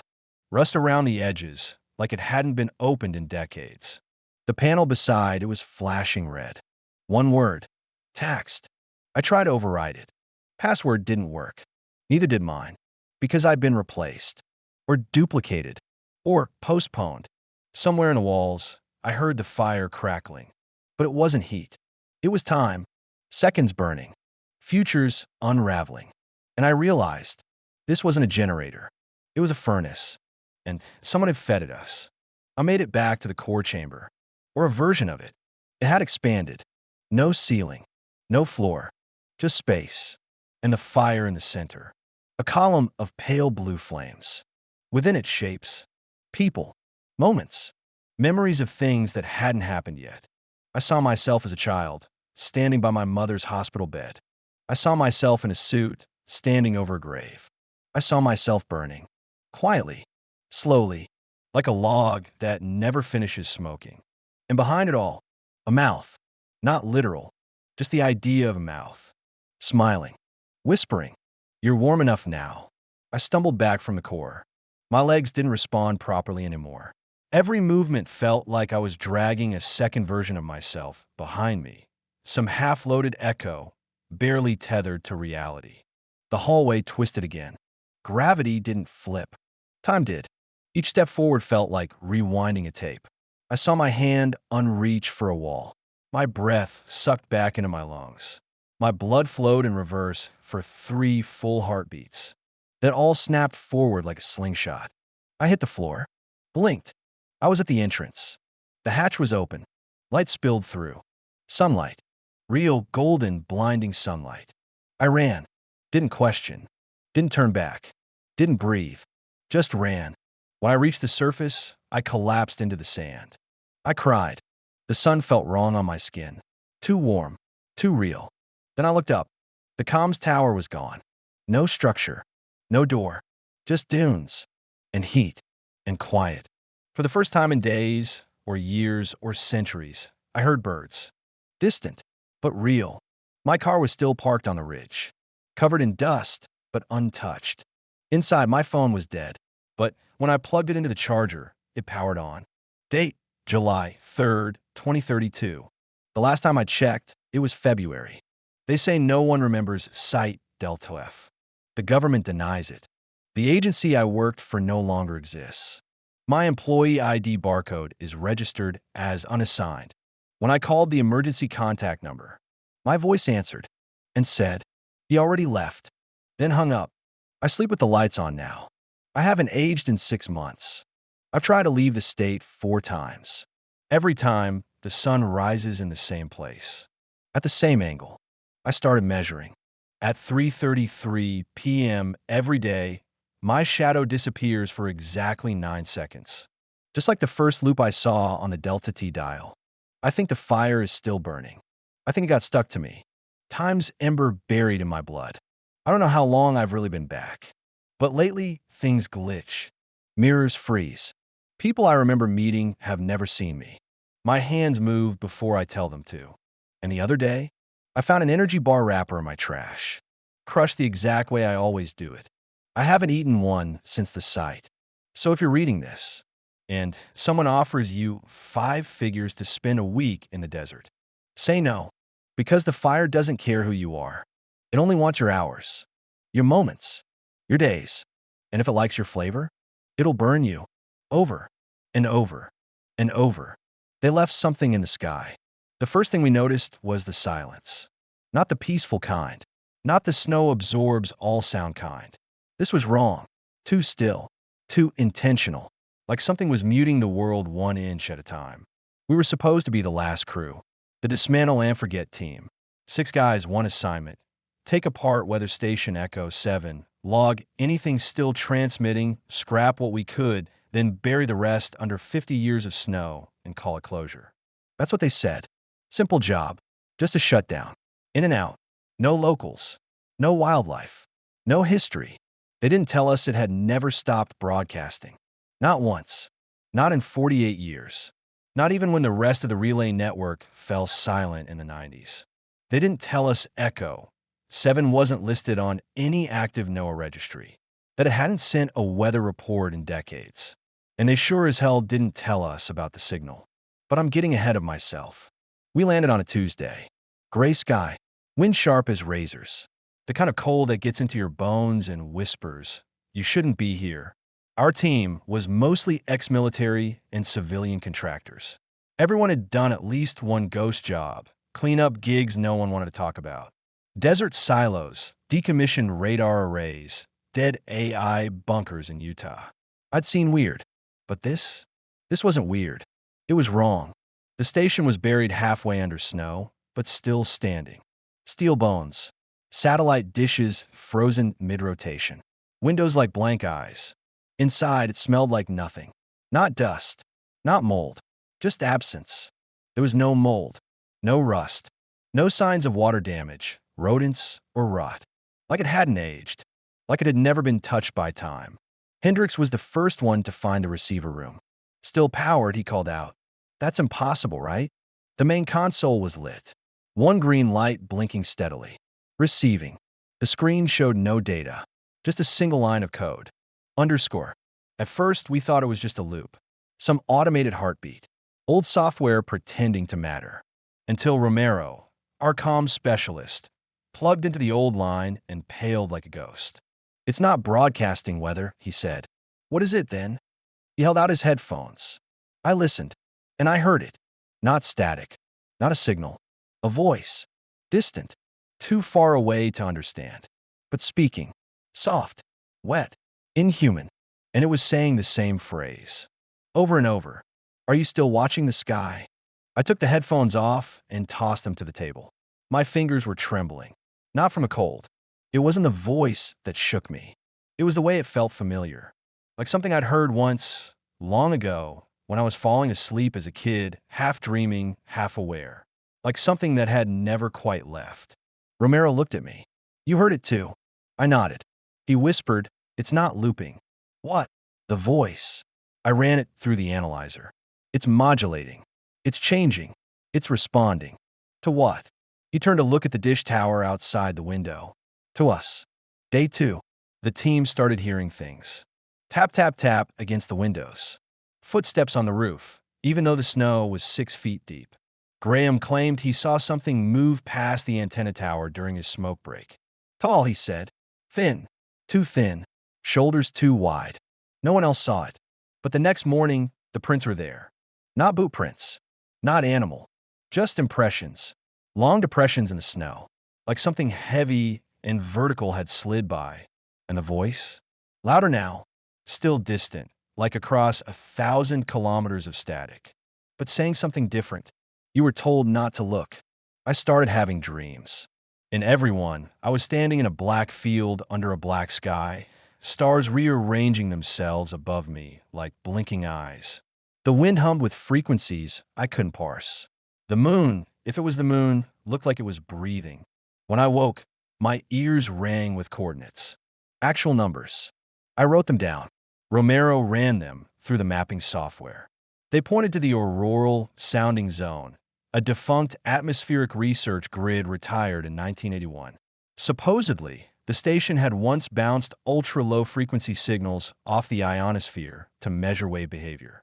But no one ever explained why those signals never came back down, or who started responding from above. By day 3, the station had changed. Walls had rust lines that weren't there before. Some rooms were colder than the outside air. Graham disappeared for 7 hours. We found him in the generator room, curled up under the backup battery coils, whispering something over and over. They left something up there, and it's still listening. He wouldn't look us in the eye. When we forced him to sit down, he bled from the nose. His blood was full of ionized particles. There's no reason for that. Not at ground level. Not in a room sealed since 1979. That night, we powered down the receiver, just to see what would happen. The station screamed. I mean that literally. The walls vibrated. Lights stuttered. Doors slammed open and closed for 5 straight minutes. And the voice came through the pipes. We see the silence you've chosen. Romero threw up blood. The receiver reactivated itself. No one touched it. It just came back on. And the green light blinked twice. Then changed. Connecting. We watched the word connecting blink on the monitor. Romero muttered, No, it can't actually do that. Graham backed away, crossing himself. I'd never seen him pray before. Then the console screen turned black, and a symbol appeared. Not text, not a number, just an eye, wide open, vertical, pupil shaped like an eclipse, ringed with lines like signal waves. None of us touched the equipment, but the temperature in the room dropped 10 degrees, and we started to hear things. Not from the speakers, from the sky. It was night, no stars, just clouds like bruises stretched tight over our heads. But above that, something moved. We couldn't see it, but we heard it. A deep, metallic groan, like steel plates warping 1,000 miles above us. Then a second sound, layered over it, like whispers being pulled through radio static and slowed to a crawl. Romero staggered back and collapsed. He wasn't breathing. His heart was still beating, but his eyes were open, pupils wide, like someone had switched him to receive only. We tried to medevac him out. No signal. The emergency sat phone gave us coordinates that didn't match any GPS grid. They weren't even Earth-based. One of the guys, Spencer, ran it through an astrophysics model he'd studied in college. Stars from 3,200 years ago, he whispered. These coordinates are mapped to constellations that don't exist anymore. Or maybe haven't yet. We put Romero on a cot. He started whispering after sundown. Not English, not human, just pulse language. I don't know how else to describe it. Short bursts of wet, clicking sounds, like a throat was trying to form code through fluid. Day 4. We heard the knocking. From the dishes. From the roof. From the air. Hollow knocks. Like something big tapping lightly with its fingers. Then the dishes started moving. All at once. Every radar, every sensor array, turned upward in perfect synchronicity. Straight toward the same spot in the sky. The clouds are boiling now. Spinning. Lit from behind with an aurora that didn't match the solar patterns. Red and green like blood in antifreeze. And in the middle of that eye in the sky, a hole. Not a gap in the clouds. A hole. Dark. Wide. Watching. Graham ran. Just took off into the snow with a rifle and a flare gun. We tried to follow, but visibility dropped to 0 within seconds. His radio went dead. We never found him. But at 3:33 a.m., the flare went up. Not a streak of light. A ring. Perfect. Silent. Hung in the sky for 10 full minutes. Like a halo made of fire and glass. That morning, Romero stopped breathing. For real. His last words were, "It's not a transmission. It's an invitation." We buried him in the snow. When we looked up, the dishes were all turned toward his grave. That night, I couldn't sleep. The wind had stopped. Completely. No sound. No sway of the station. Even the heater vents were silent. And then came the pulse. Faint at first. A thrum in the walls. Like a heartbeat made of voltage. Every few seconds, thump. The lights dimmed each time. We gathered in the control room. No one said a word. Spencer was watching the monitors, jaw clenched, hand gripping the emergency shutdown like it would save him. Then the screen blinked again. Transmission received. Acknowledged. Opening channel. The dish array began rotating again. This time it didn't stop. The motors strained, pushing past mechanical limits, turning the towers toward a new angle. Not up, not sideways, but down, toward the basement. We didn't even know Echo. 7 had a sublevel. But the moment the dishes pointed down, we heard the locks disengage somewhere beneath our feet. There was a hatch in the mess hall. We'd walked past it a dozen times, thinking it was a storage pit. It wasn't. We opened it. A ladder dropped into darkness. The air that came up wasn't cold. It was still, not lifeless, paused, like breath held under the surface of water. Spencer and I descended first. Graham was gone. Romero was dead. That left 4 of us. The walls of the stairwell were lined with metal that shimmered with interference, like TV snow trapped behind glass. No markings, no screws, just panels that felt more like skin than steel. The descent took forever, not in distance, in perception. Our watches spun backward, then forward, then all stopped at midnight. Below us was a single room, dark, circular. At its center, a tall monolith, jet black, floating 2 inches off the ground, covered in carvings that pulsed like vein-lit skin. And on the far wall, scratched into the cement with what looked like fingernails. We never sent the first signal. That was the moment I realized we'd made a mistake. We didn't uncover something. We didn't reactivate something. We answered, and now it knew we were listening. Worse, it had been waiting for our reply. The room made no sound, but it vibrated, not like an engine, not like machinery. It was the kind of vibration you feel in your blood. A resonance. The monolith pulsed, and I swear to God it pulsed in sync with my heartbeat. Spencer whispered, "It's mapping us." What? It's not reacting. It's measuring. The air in the room shifted, like someone had flipped a lens between worlds. Suddenly, I wasn't alone in my body. I was aware of something else watching through me, not just observing, inhabiting. It saw the room from my eyes, felt my heartbeat, traced my thoughts like fingers gliding across memory. And in return, I saw its memories. Stars folding, metal clouds breathing, planets grown from signal and decay. A fleet, not of ships, but of concepts. Ideas that floated through atmosphere and landed in minds. I blinked. Spencer was gone. No scream, no movement, just absent, like someone skipped a frame of film and left the reel hissing. Then the monolith tilted, just a little. Acknowledgement, or invitation. The floor beneath me rippled. I turned to run, but I didn't move. Not because I was frozen, because time wasn't progressing. My feet were in mid-step. But nothing happened. Then I heard it. Not out loud. Inside my skull. A voice. No language. No tone. Just the idea of communication. It said, "You were never above. You were always here. This is memory. This is where we left ourselves." I woke up outside the hatch. On my back. Snow falling gently through the open door of the station. The others were gone. The dishes were gone. The tower? Gone. Just me. And a black sky full of quiet stars. And above me, directly above me, hung the monolith. Not hovering in space, but in sky memory. Frozen against the firmament like a scar burned into the clouds. I didn't move for hours. I couldn't, because I realized something I can't unknow. We didn't find that signal. We didn't uncover a presence. We walked into a preserved echo. The station wasn't transmitting. It was remembering. Remembering something we were never meant to be part of. Final section, English version. I didn't escape. Not because I didn't want to, because I finally understood there is no such thing as leaving. We didn't break into Echo 7. It let us repeat something. A moment. A contact event preserved like fossilized thunder. We weren't invaders. We were replays.